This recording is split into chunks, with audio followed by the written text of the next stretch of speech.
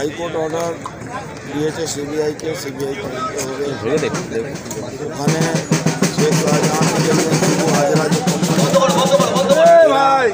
যেভাবে মানুষের জমি লুট করেছে, মায়েদের পঞ্চের ইজ্জত লুট করা হয়েছে, সবটাই ইনকোয়ারি করার জন্য সিবিআইকে দিয়ে দেওয়া। আমি আগেও বলেছি সন্দেশকারী টু নৈহাটি সিবিআই দুয়ারে হাজিরা দেবে, আরও একটা হাজিরা দেবে। পাহাড়ে যে নিয়োগ দুর্নীতি হয়েছে তার জন্য দেখেছেন পার্থভূমিকে, সুনামধন্য পার্থভূমি, উনি নাকি আর্টিস্ট, উনি নাকি কী কারো নাম হয়েছে। খুব শীঘ্রই দেখবেন উনি আবার তিহাড় জেল থেকে বসে ইলেকশন লড়বেন, যেরকম লড়াচ্ছেন পার্থভূমির কথা বলছি। সবাই তো টিভি কাল থেকেই শুনছি আমরা।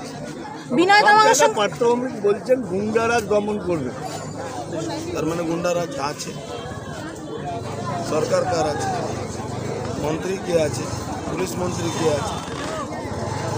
এখানে একটা গুন্ডা কোন বিজেপিতে আছে তাহলে নাম বলুন। দাদা পার্থভৌমিক বলছেন যে নোটিশ পাঠানো হয়েছিল পার্থভৌমিকের আইনজীবীর তরফ থেকে। বিনয় তামাংকে চিনেন না সেটা তো উনি শেখ শাহজাহানকে চিনেন না বলেছিলেন, মনে আছে?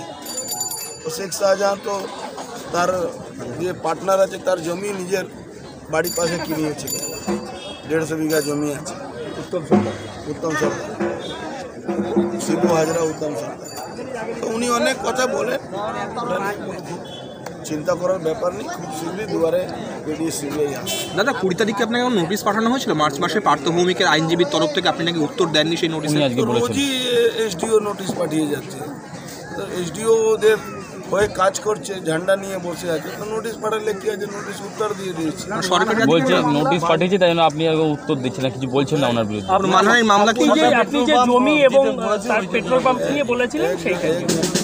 পেট্রোল পাম্প সবার নাম আছে, হোটেলেও নাম আছে, আর যা বলছি শেখ শাহজাহান, শিবু হাজরা, উত্তম সরকারের নামটা আমার কাছে আছে, ফাইলটা আছে।